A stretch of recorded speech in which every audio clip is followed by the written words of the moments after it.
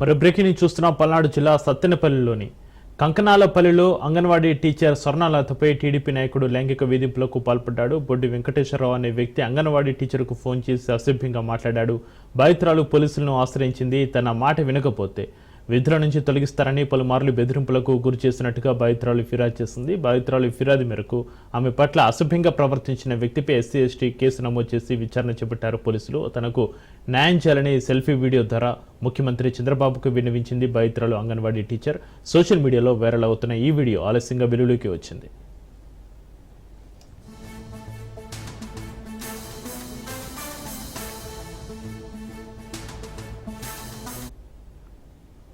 తారీఖుని వాళ్ళ తల్లిదండ్రుల వివరాలు కానీ ఏమి ఇవ్వకుండా అంగన్వాడీ నుంచి వచ్చి పౌష్టికాహారం ఇవ్వాల్సిందిగా నన్ను హారాస్మెంట్ చేస్తున్నాడు సార్. వాళ్ళ తమ్ముడు కొడుకు అన్నీ ఇవ్వాలని, ఒకవేళ ఏమి ఇవ్వకపోతే నేను తనతో పడుకోవాలని ఫోన్లు చేసి ఐ లవ్ యూ అని, నువ్వు అంటే నాకు ఇష్టమని, నా మీటింగ్లకు వస్తానని, నేను చెప్పినట్టునే వినాలని చెప్పి నాకు ఇష్టాలు ఎక్కువ నేను చెప్పి నేను సత్తెనపల్లి ఉంటే నువ్వు సత్తెనపల్లి వచ్చి నాకు ఫోన్ చేయని నిన్ను తరచు ఫోన్ చేసి బెదిరిస్తున్నాడు సార్. గ్రామ పెద్దలు కూడా సంప్రదించారు సార్. నేను ఎమ్మెల్యే గారి దృష్టికి కానీ విషయాన్ని తీసుకెళ్తే ఎమ్మెల్యే కన్నా గారు నా పట్ల సార్ మీద దయతో వెంటనే సీఏ గారికి ఫోన్ చేసి పోలీస్ స్టేషన్లో కేసు పెట్టమని చెప్పారు సార్. సార్ వెంటనే స్పందించారు సార్ నా మాటకి.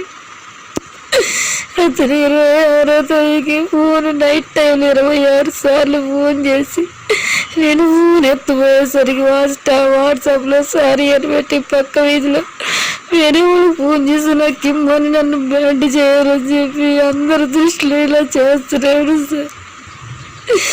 సార్ నాకు న్యాయం చేయండి సార్.